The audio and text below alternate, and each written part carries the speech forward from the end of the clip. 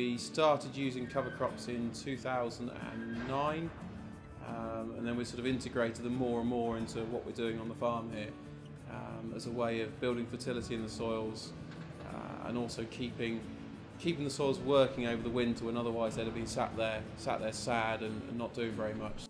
I got into conservation agriculture, which encompasses cover cropping, about 10 years ago. Primarily looking to improve the soil structure through no-tilling, cover cropping and controlled traffic farming. Soil became a very important part that we didn't know anything about. So we've been ploughing, so we've gone to min-till, and then we carried on, and we've actually progressed now into zero-till with the help of cover crops. Cover cropping and direct drilling. I've been practicing this for the last 5 years, and started to learn quite a bit as soon as we started to do it. I believe that the cover cropping does go hand in hand with direct drilling, from a weed suppression point of view, from a nitrogen scavenging point of view. Certainly in the early days of cover cropping we were recording around 6% soil organic matters loss on ignition, and now we're getting up to 12 and in some instances 15%.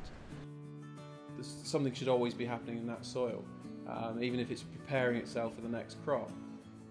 So by integrating cover crop and catch cropping to a certain extent into it as well, you know, we're maximising what we do here. The primary objective really was to build up the biological life within that organic matter, to get it functioning more, to get the whole soil functioning better. The organic matter levels were anywhere between sort of 5 and 7%, which from what we understand from other parts of the country is not too bad. Something we definitely notice is how much drier the ground will walk when it gets very wet in the winter, where the cover crops are. So we know the rooting's doing good. We're getting establishment of the following crops much better as well. So where we were planting spring beans before, they're always a little bit lethargic, whereas when they're going in after cover crops, they grow a lot better, they look a lot better.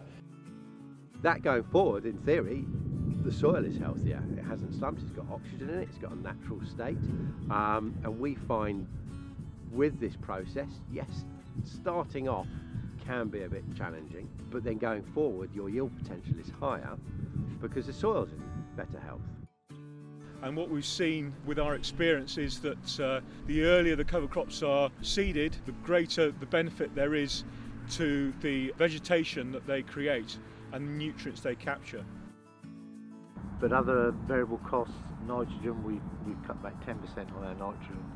So I think that the more biological life we get within our organic matter is helping the soil become alive, so we're getting more nitrogen available naturally. So the cover crops are cost neutral. Where we have the sheep on them, the sheep are paying for the cost of me establishing them. So from a cost neutral point of view, I'm getting benefits to my soil health, I'm getting benefits to nutrient leaching. So, you know, there's lots of benefits to really no downside at all. We've reduced our fertiliser inputs down from 220 kilos a hectare down to about 180. We're growing our cover crops to conform to the FA, ecological focused areas, and get the improved area payments which those bring. I try and keep the seed mixes relatively cheap. What I tend to do is buy straights in ton bags. What we tend to do is tend to make our own little mixes up to keep the costs down. I try and keep the cost below about £20 a hectare, depending on what advantages I'm going to see. So we could spend a little bit more.